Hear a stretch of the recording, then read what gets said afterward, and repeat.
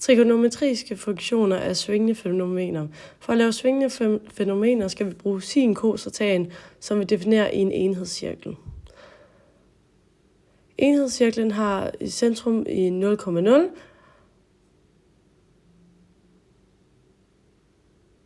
som vi kan se her på tegningen, og en radius på 1.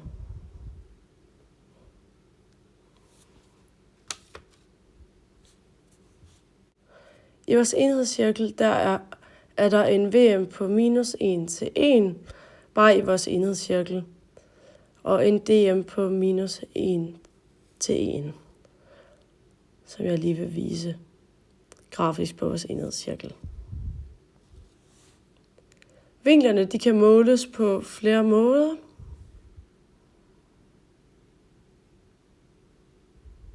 Altså 2 måder.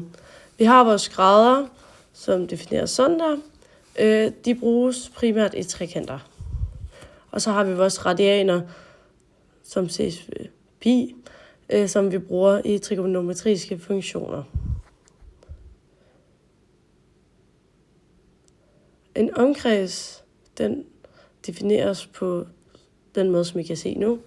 2 gange pi gange radius, og radius det er jo så 1. 360 grader, det vil altså sige 2 pi. Yes. Nu vil jeg fortælle lidt om sin, cos og tan.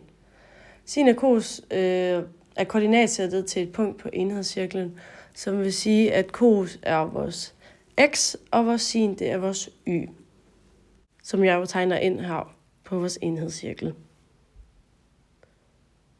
Det vil altså sige, at det er ved punktet, altså det er cos til vinkel V og sin til vinkel V efter vores punkt.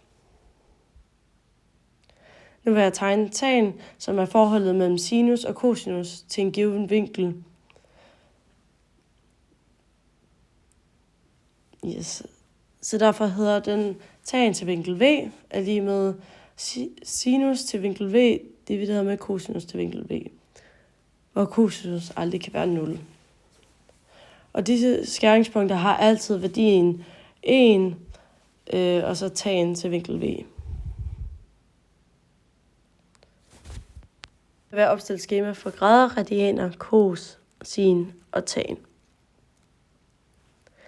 Hvor vi ser på grad 0, der vil vi have 0 radianer.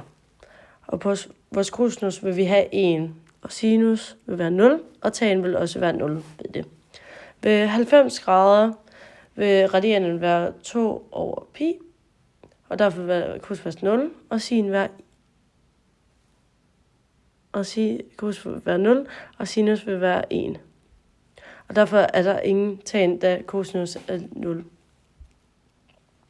Så ved 180 grader, som er pi, og vores cosinus vil derfor være minus 1, og vores sinus vil være 0.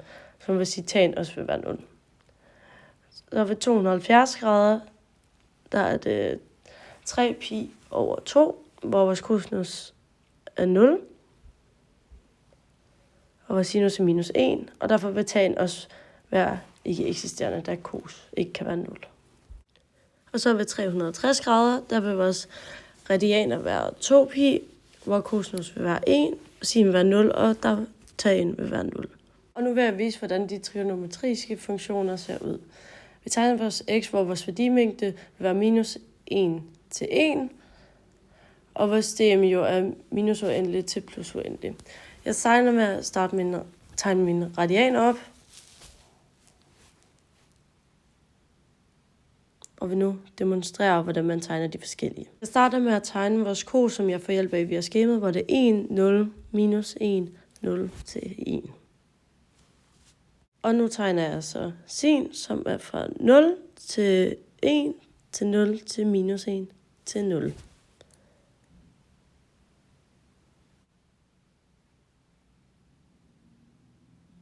Og nu vil jeg tegne vores tan, som ser lidt anderledes ud. Hvor den altid starter fra 0, og den går aldrig op og rammer 1.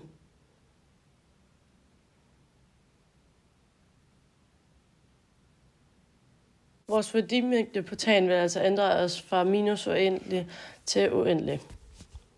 Og nu vil jeg lave et bevis for differentielt kvotienten for tan.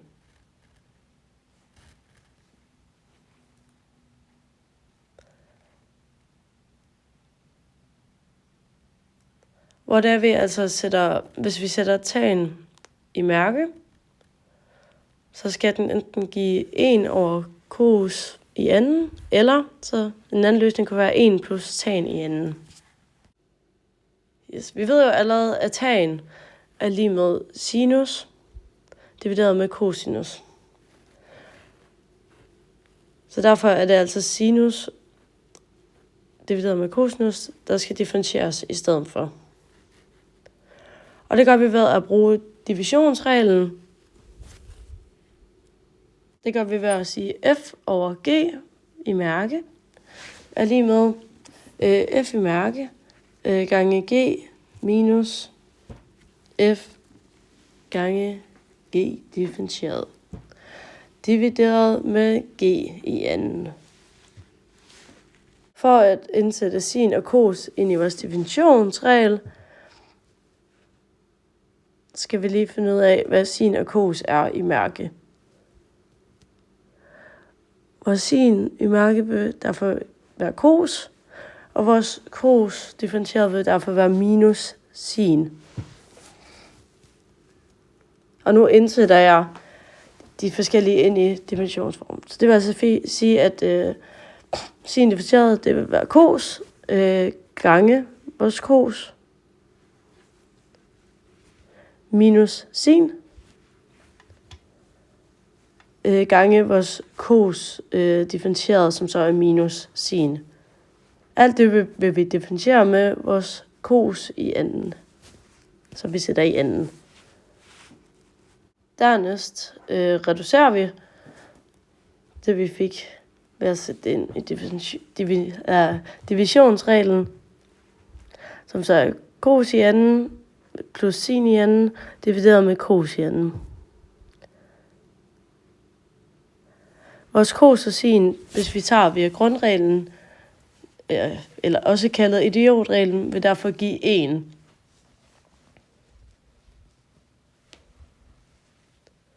Eller grundrelationen, ikke grundreglen.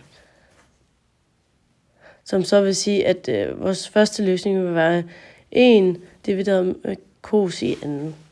Nu har vi fået vist, hvordan man laver den første løsning, og nu vil jeg vise, hvordan man laver den anden løsning, som er 1 plus tan i anden. Vi starter derfor, hvor vi startede før, altså cos i anden plus sin i anden, og det dividerer vi med cos i anden på begge sider. Yes. Vi ved, cos i anden divideret med cos i anden, det vil give 1, og sin i anden divideret med cos i anden, som vi kan se op, det vil jo være det samme som tan i anden. Og nu kan jeg konkludere, at beviset er lavet rigtigt.